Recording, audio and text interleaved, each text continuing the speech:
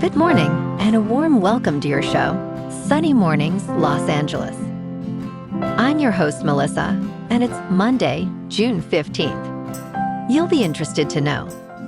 274 years ago, today in 1752, Benjamin Franklin flew a kite in a thunderstorm with a key tied to the string to show that lightning behaved like electricity.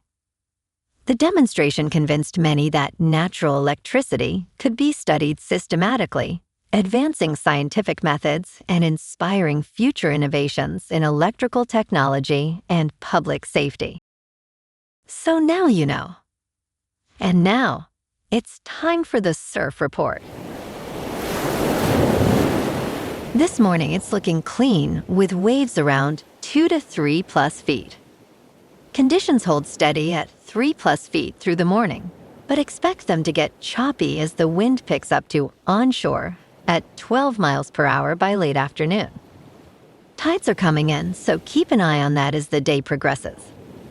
Best time to ride is at 6 a.m. with the -1 foot incoming low tide, when the south-southwest swell is 1.5 feet at 15 seconds, and the onshore wind is 3 miles per hour. The first high tide on Monday will be 4 feet at 11:15 a.m., followed by a 2-foot low tide at 3:30.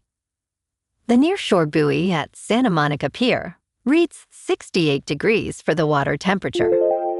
Conditions start off clean with waves at 2 to 3 feet on Tuesday, gradually building to 3 plus feet by evening. Wednesday sees a steady swell of 3 to 5 feet, with clean conditions early but choppy later in the day. Thursday maintains similar size at 3 to 5 feet, but choppy conditions dominate most of the day, offering some fair windows later. This morning, there's patchy fog, and it feels like 67 degrees with no wind. The sunset will take place at 8:06, and it will rise again tomorrow at 5:42. Looking ahead in the weather. Saturday will be mostly sunny with highs near 64 and a northeast breeze up to skip.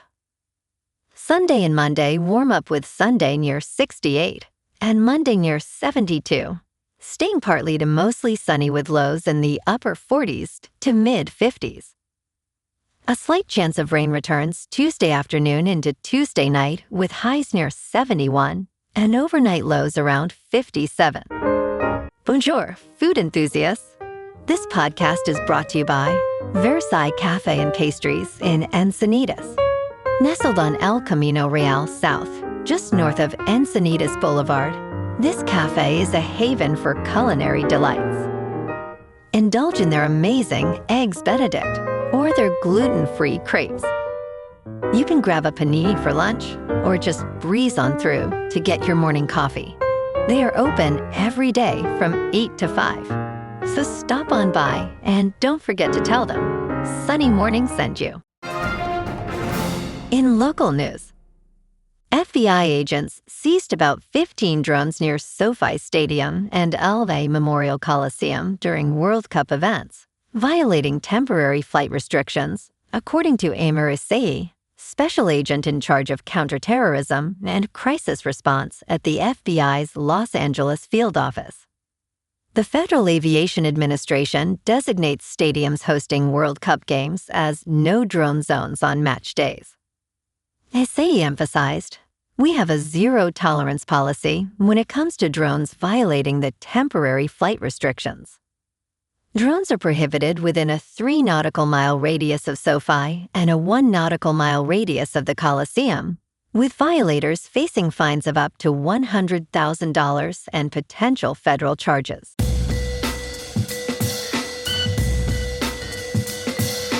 Now on to sports. Carolina's Jordan Staal wins the Conn Smythe Trophy as playoff most valuable player, the oldest on record at age 37. Rod Brind'Amour, the Hurricanes coach, praised Staal's leadership, stating, "We're not here today without Jordan Staal." Staal, a two-way shutdown center, led the Hurricanes to their second championship, scoring 6 goals in the final against the Golden Knights.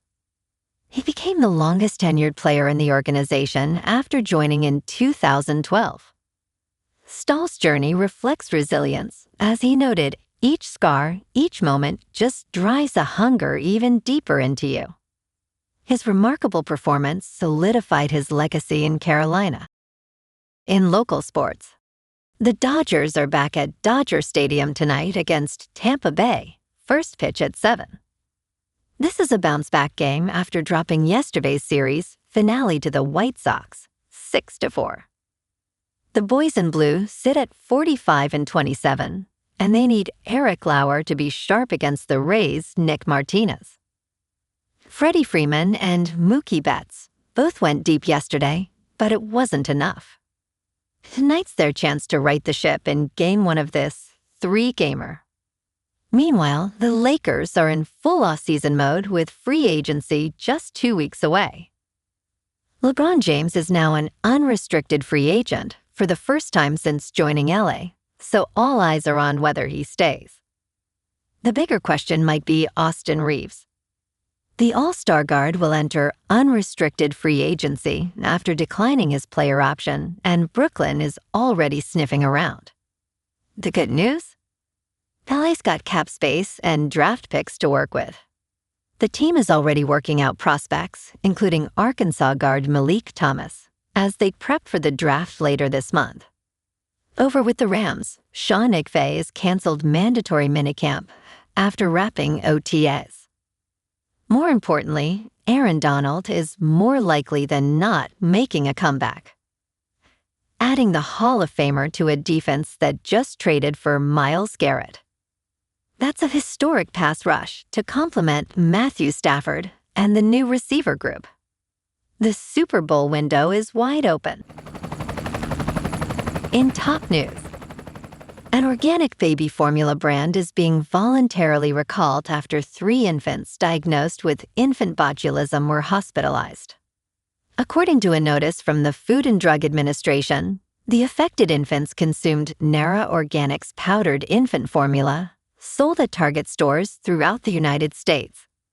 The Centers for Disease Control and Prevention confirmed the cases in California, Washington, and Pennsylvania. Fortunately, all 3 babies were successfully treated, with no reported deaths. Customers should stop using the affected products immediately and can request refunds online or return them to Target stores. If a baby shows symptoms, caregivers should contact their healthcare provider immediately. In business news, defaults in debt markets are starting again, warns PIMCO. Here is the bond giant's game plan. Investors should be getting their portfolios back to that 60% to 40% balance, says the influential bond fund firm. With defaults set for a comeback and stock market valuations looking stretched, investors should be turning to fixed income to help anchor portfolios, says bond fund giant PIMCO. After years of effortless returns, the default cycle is reasserting itself, and we expect significantly higher losses and lower quality credit, such as leveraged and private direct lending. A team at the $2 trillion management firm, led by Richard Clarida, said in a recently published outlook. In crypto movement, Bitcoin is up 4% over the weekend to just under $66,000. Ethereum is up 3% to just over $1,700. And XRP is up 4% to $1.19. Moving on to a more local vibe. In our community spotlight on health and wellness, we are working with a national Pilates studio to bring you some free classes, so listen up. Check out Club Pilates, with several locations in the San Diego area. Pilates presents a comprehensive wellness approach, cultivating strength, reducing tension, and elevating mental well-being. Scientific research affirms its benefits.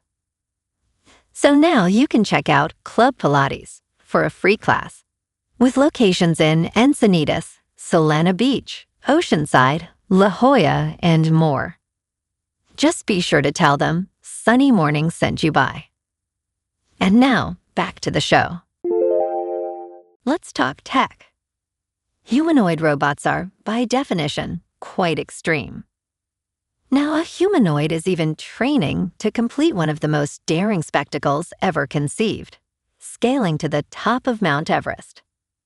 According to Humanoids Daily, a modified Unetri G1 unit has recently completed a trek to the top of Ecuador's Chimborazo volcano, which stands at 20,564 feet high.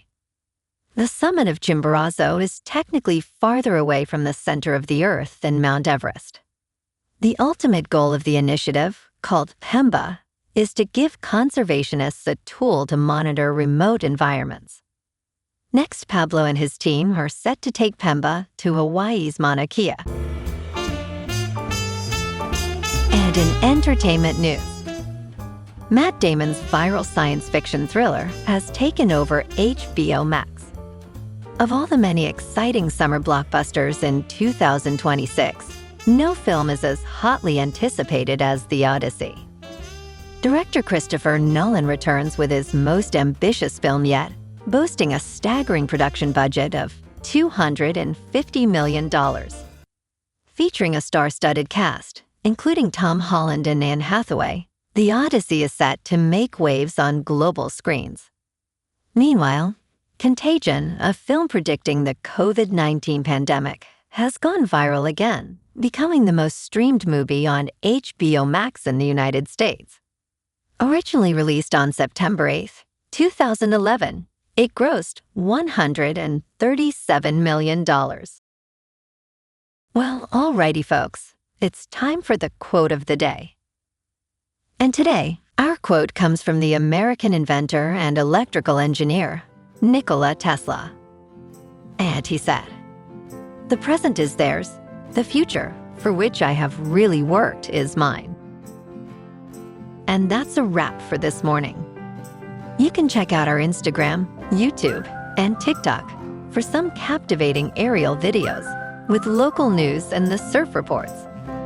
Have an amazing day, my good friends. We'll see you tomorrow with another episode of Sunny Mornings, Los Angeles.